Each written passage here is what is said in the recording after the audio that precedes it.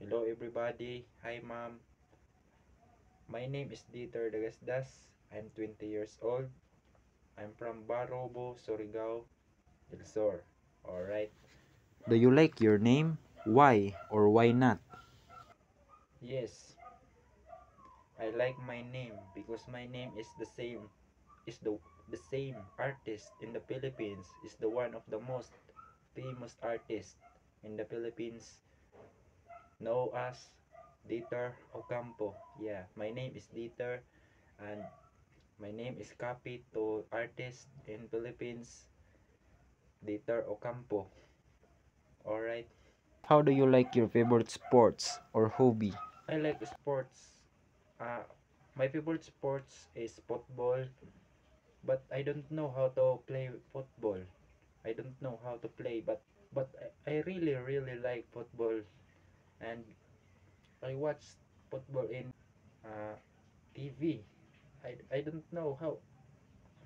I don't know, but I like football. That's my favorite sports. One of the most of my favorite artists or stars in football games is now as Neymar Jr. Neymar Jr. is the one of the most my favorite stars in football. All right. What do you think about the girls? I think the girls is very smart and caring. I don't know, but that is my opinion to my own. What do you think about the boys? I think the boys is brave and friendly, hardworking. That is my own experience to other boys, my friends, my own. What do you think that girls should do? I think the girls should be confident and follow her dreams. Yes.